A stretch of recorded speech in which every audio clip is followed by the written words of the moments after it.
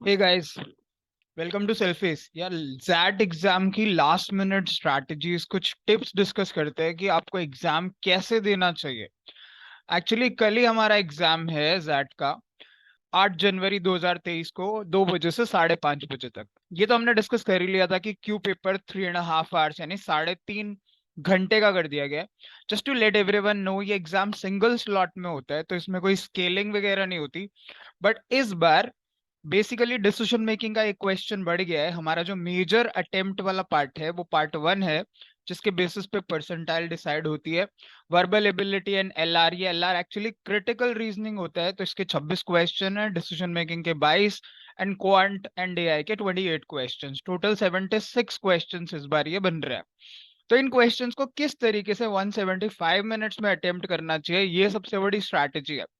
Jet में pressure cat के comparatively बहुत कम रहता है। उसका सबसे बड़ा रीजन ये है कि आप इसमें टाइम कंस्ट्रेंट्स नहीं होते हैं। सेक्शन सेक्शन के हिसाब से हम सेक्शंस के क्रॉस स्किप कर सकते हैं, मूव कर सकते हैं। कैट में तो 40 मिनट का ही सेक्शन होता है, 10 मिनट अगर पजल पिक करने में लग गए तो बस 30 मिनट्स में कुछ हो ही नहीं पाता कई बार। बट जैट में ऐसा नहीं है। इसलिए जिन लोगों का भी कैट अगर अच्छा नहीं गया है तो जैट उनके लिए एक बहुत अच्छा ऑप्शन है, और ये बहुत सारे कॉलेजेस इसका स्कोर एक्सेप्ट करते हैं। So let's see 175 minutes boss हम कैसे यूटिलाइज करें ताकि हम जैट को विद 95 प्लस मतलब आप 99 भी ले आइए, बट 95 98 परसेंटाइल मिनिमम आपकी आ जाए। अगर मैं अपनी बात करूं, टू बी ऑनेस्ट एक्चुअली, क्योंकि इसमें क्या है, अगर आप 8 से ज्यादा क्वेश्चंस अनअटेम्प्टेड छोड़ते हो तो आपकी नेगेटिव मार्किंग होती है 0.10 पर क्वेश्चन।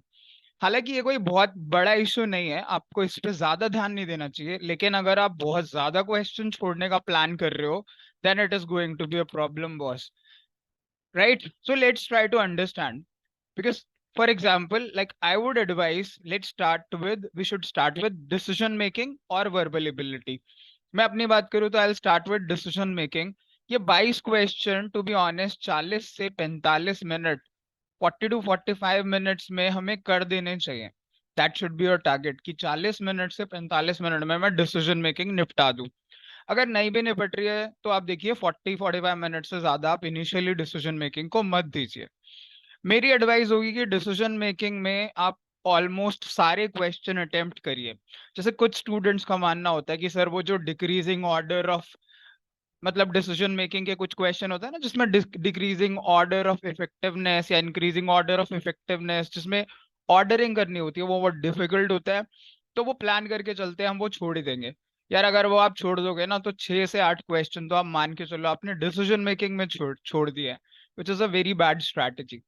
और मेरे को लगता है कि इसमें अगर आप 10 से 12 नंबर ले आओ in decision making, that will be a very good score, और उसके लिए आपको 22 क्वेश्चन अटेम्प्ट करने ही चाहिए in first 40 to 45 minutes. That will be like my first target, and second I move to like verbal. मेरी एडवाइस है कि वर्बल आप करिए, क्योंकि वर्बल में मोस्टली हम सारे क्वेश्चंस कर पाएंगे। इसमें भी आपको 40 to 45 मिनट ही मैक्सिमम लेने चाहिए। एक्चुअली वर्बल एबिलिटी जो है जैट का, वो थोड़ा क्रिटिकल एनालिसिस मतलब क्रिटिकल रीजनिंग जैसा सा है। तो ये बहुत ज्यादा बड़ा नहीं होता है, पैसेजेस इतने बड़े नहीं है, लेकिन क्वेश्चंस थोड़े से क्रिटिकल रीजनिंग टाइप के ट्रिकी होते हैं। यार पूरा जैट पेपर ना, सबसे बड़ी प्रॉब्लम है ये रीडिंग डोमिनेटेड है। 3 घंटे का पेपर है, 3.5 घंटे का, तो आपको पहले 3 घंटे 3.5 घंटे बैठने की हैबिट होनी चाहिए, जो कैट में हमें नहीं है, क्योंकि कैट तो 2 ही घंटे का होता है।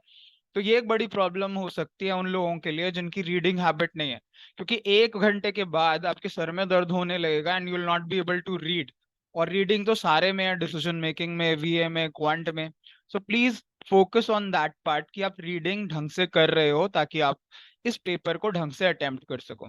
सो coming back to the strategy, 40 to 45 minutes में अगर मैंने वर्बल कर लिया है, and I should also ensure कि 10 से 12 स्कोर में यहाँ पर भी लाऊं 26 क्वेश्चंस में से। Then I come to quant part. अगर मैं 45 45 भी लगाऊं तो 90 मतलब 1.5 घंटे में मेरे 90 मिनट्स में पहले दोनों सेक्शन हो चुके होंगे, and I will be left with around 85 minutes. 85 minutes अगर आपके पास क्वांट के लिए बचे हैं ना boss, then it is a very good thing, क्योंकि अब आप 28 क्वेश्चन के हिसाब से, लाइक इसमें 15 से 20 क्वेश्चन कर सकते हो अगर आप क्वांट में अच्छे हो तो। फिर भी कोई भी नॉर्मल बंदा भी होगा ना, वो 10 से 15 का स्कोर क्वांट में ला सकता है।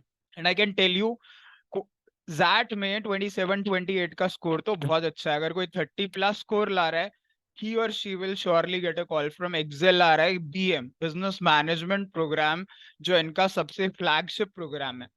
93 अराउंड पे इस पे 95 अराउंड पे बॉयज को कॉल आ जाती है, मेल को, एंड 93 अराउंड पे, 92 93 पे गर्ल्स को आ जाती है, उनको 2-3 परसेंटाइल कम पे आती है।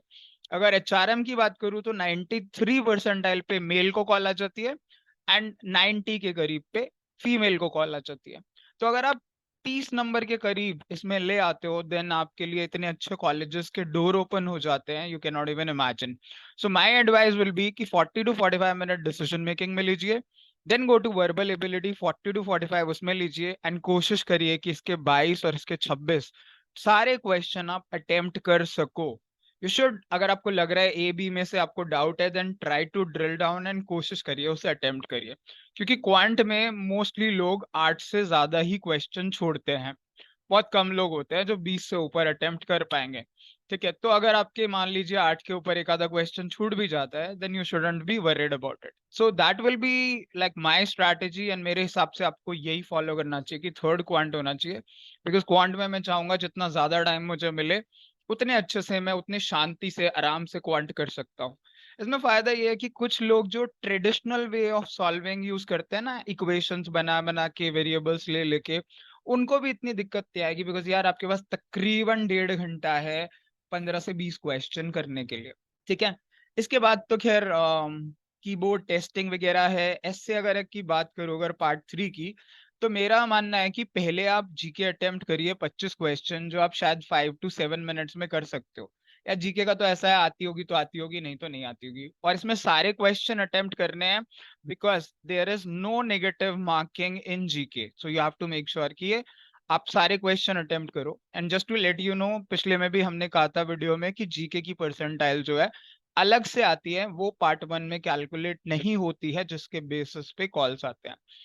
एसए के लिए आई ट्राई कि मेरे पास कम से कम 22 से 25 मिनट बचे हों, क्योंकि आप पहले 2-3 मिनट में तो 3 एसए हैं, 3 में से एक पिक करेंगे हम। ठीक है, एसए के लिए 3 चीजें मेजर है, right. First should be your introduction, कि मैं इंट्रो लिखूं, एक बॉडी होनी चाहिए, और लास्ट में उसका कंक्लूजन होना चाहिए, दैट इज मस्ट। आप ये तीनों चीजें मेक श्योर करिए कि आपके एस्से में जरूर हो, और इसके हिसाब से टाइम डिवोट करिए। जैसे इंट्रो के लिए I keep 5 minutes, 5 minutes for conclusion, and इसके बाद जितने भी मिनट्स बचते हैं, अगर मेरे पास 10 मिनट है, then that will be for my body. That is how the essay should be attempted. So बस ये थी जैट एग्जाम की strategy. I hope you do well in JAT exam. आप हमें बताइएगा कि आपका पेपर कैसा गया, बिकॉज सून इसके भी रिजल्ट्स, इसकी रिस्पॉन्स शीट एक हफ्ते के अंदर आ जाएगी, और अब जनवरी 10th के बाद से तो सारे स्नैप, आईएफटी और सबके रिजल्ट्स एंड कॉल्स आने शुरू हो जाएंगे। हालांकि कैट के बेसिस पे तो कॉल्स ऑलरेडी आउट हो गया। So best of luck for your that exam guys.